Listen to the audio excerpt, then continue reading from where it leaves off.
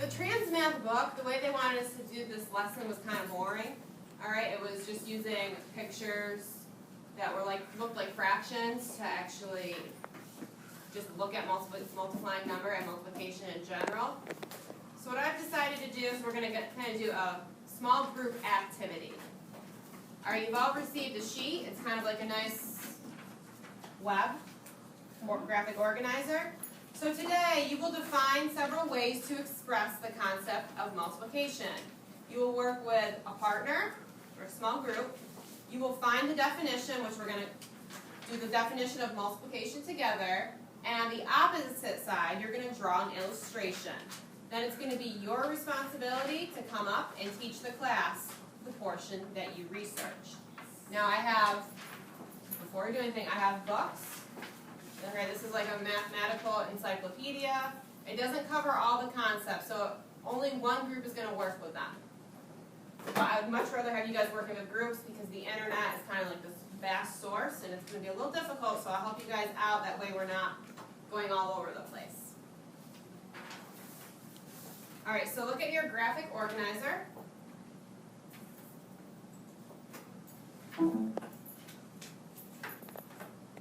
And you're going to switch to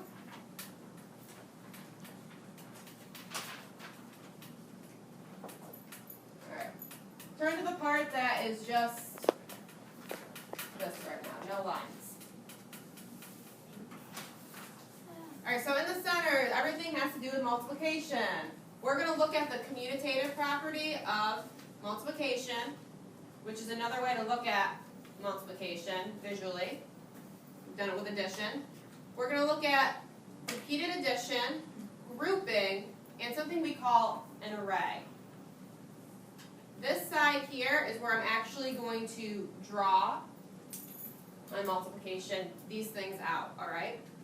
So I'll give you an example. For multiplication, what symbols do I use to represent multiplication? A dot. Alright, a dot. Sincere? Like a star signal thingy. Alright, a little asterisk, a star. Yeah. What about something else? Come on, what's the most basic? An X. An X. Alright, so write that in there around your multiplication. I know it might be hard to see. Do you want to make it big? There's also another one. Do we do the dot?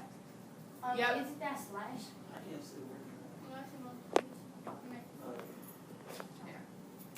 Alright, so we have, and when we get a little older, we're going to talk with PEMDAS and all that stuff where you actually use parentheses. So you can write that in there too, alright? Parentheses is actually another representation of using the operation of multiplication.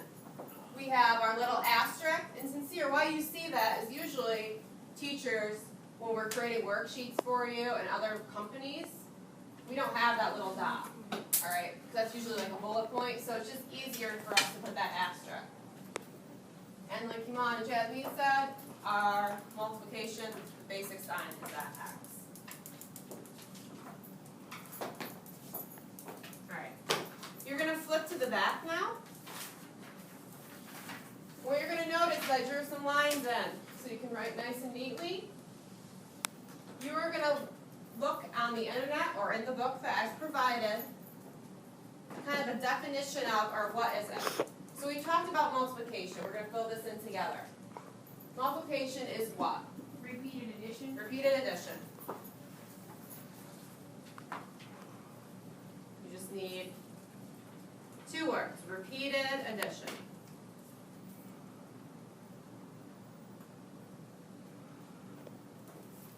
Can someone give me an example?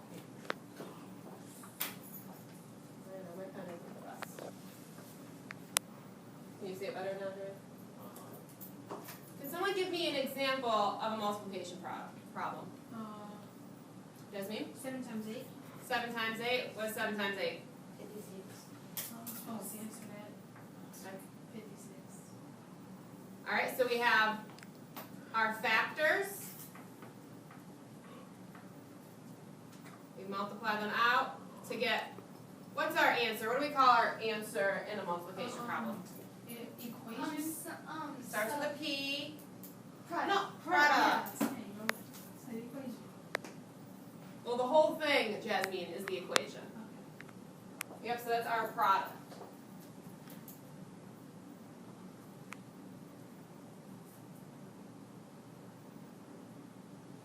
Alright. So I'm just gonna group you off into, actually I'll have you choose your partners. Alright.